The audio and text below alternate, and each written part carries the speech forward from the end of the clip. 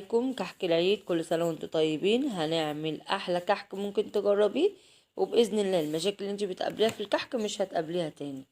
ناعم وهش وجميل جدا، وبيدوب في الفم دوب. اي مشاكل مثلا بيشقق معاكي، بينشف معاكي، بيندق كده في البق، لا ده ما شاء الله بيدوب في الفم دوب. اهم حاجة التسوية المظبوطة. وهنعمل كمية ما شاء الله جميلة جدا، بمقادير سهلة وبسيطة. يلا نبدأ بقى بالمقادير. كيلو من الدقيق لازم ننخله كويس جدا، ونجيب اللي هو دقيق الكوثر. لازم دقيق الكوثر او الضحى، اي دقيق كويس جدا. 400 هنا 450 جرام من السمنة مش الزبدة، و100 جرام من الزبدة، يعني زبدة وسمنة، وممكن تستخدم سمنة بيضاء. هنا 3 معالق من السمسم، معلقة من ريحة الكحك، نص معلقة من الخميرة الفورية، ونص معلقة بيكنج باودر، وذرة بسيطة من الملح. 3 معالق من السكر، وننخله كويس جدا. و100 مللي من المية. عايزاه ناشف شوية، اعملي كوباية من المية. 2 مللي. هنجيب بولة، وبعدين هنحط فيها السمنة تكون ساقعة من التلاجة. سمنة والزبدة، ممكن تستخدمي سمنة بيضة اللي هي الزبدة الفلاحي. انا عاملة اللي هي البقري، بتبقى خفيفة شوية على الايه، في الكحك ده، عشان الكحك على البارد. فهنبتدي بقى نضربه كده زي الكريم جانتيه، لازم يبيض كده. نقعد نضرب فيه لمدة 5 دقايق عشان ينجح معاكي. لازم الخطوة دي تمشي معاها كويس جدا. اشتركوا في القناة وفعلوا زر الجرس عشان يوصلكم مني كل جديد. هكتب لكم المقادير تحت في صندوق الوصف اللي عايز نص الكمية. هحط بقى المكونات، السمسم والخميرة وكل المكونات، عشان خاطر هنقعد نبس في الكحك. لو انت عايزاه حطي السكر والسمنة في العجان، وبعدين حطي الخطوة دي في الايه، في العجان بتاعك، هيبقى عجينة كويس. الناس اللي ما عندهاش عجان بقى، اعمل بقى على ايديا بقى، اقعد ايه ابس في الكحك. لازم يوصل معايا العجينة، ما يبقاش مفرول خالص عشان ينجح معاكي الكحك بتاعك. هقعد ابس فيه. بس ما شاء الله العجينة بقت عاملة ازاي. قبل ما نحط المية، لا هحط 100 مللي من المية.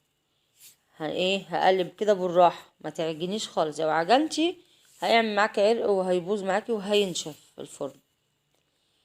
اقلب كده بس المية تدوب. عامة المعجنات ما بتحبش التقليب خالص. بصوا ما شاء الله مش مشقق معايا. لو عايزاه ناشف زي ما بقولك، حطي 200 مللي من المية. انا حاطه 100 مللي بس، عشان انا عايزاه ناعم وجميل. بصوا مش مشقق وجميل جدا. هسيبه يريح لمدة 10 دقايق على الاقل. لازم تسيبيه يريح عشان خاطر ما يشققش منك. هنا الصواني بقى الجميلة اللي انا بسوي فيها دي بتحمي الكحكاية من اللي هي تتحرق. الصواني بتبقى صعبة شوية في الفرن، بتحرق الكحك منك. هجيب واحدة كده واكورها بين ايديا، احط بقى فيها عين الجمل، وبعدين اكورها تاني. وممكن تحطي عجمية، آه عجمية ملبن، عجوة، اللي انت عايزاه بتحبيه حطي في الكحك. انا بحب عين الجمل عشان خاطر بيبقى خفيف كده، وما بحبش خالص الايه، الحشوات التانية. هكور واحدة واحدة كده بين ايديا. لازم تكوريها كويس جدا، وتحطي استرتش عليها وانت بتشتغلي عشان ما ينشفش منك العجينة. اقلب كده، وبعدين احط واحدة من عين الجمل، وهبصم بالبصامة. البصامة دي بتتباع متوفرة جدا دلوقتي. ما عندكيش بظهر الايه، المصفى. ما توقفيش نفسك على اي حاجة. هريحه بقى لمدة نص ساعة، واغطيه كده عشان يريح معايا، عشان الخميرة تشتغل معايا كده ويرفع سنة معايا. اهم حاجة ما تكتريش الخميرة ولا البيكنج باودر، عشان هيرفع معاك. عايزة تعمليه صغير اصغر من كده زي ما انت عايزة. هيدخل الفرن على درجة حرارة 180، وبعدين هنقلل الدرجة ل160. هنسويه على مرحلتين عشان ما يتحرقش منك. اهم حاجة مرحلة التسوية. واما يطلع من الفرن ما تمسكهوش، لازم يبرد تماما. انا ده برد تماما عشان خاطر مش هتعرفي تمسكيه. هتبصي تلاقيه اتفتفت منك ومش هيبقى حلو.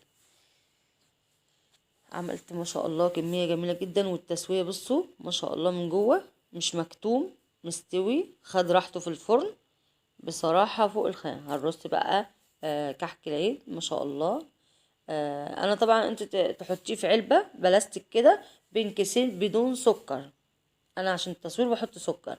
وبعدين كل طبقة في كيس تلاجة وتروحي قافلاه كويس وشايلاه. ادعولي بقى ان شاء الله هتلاقوا احلى كحك ممكن تجربيه. بصوا ما شاء الله بجد جميل جدا. اشتركوا في القناة وفعلوا زر الجرس عشان يوصلكم مني كل جديد. عايزاكم تكتبوا لي في الكومنتات ايه رأيكم في الكحك ده. وما شاء الله بجد والله تحفة جدا، وكل التفاصيل والتكات انا قلتها لكم.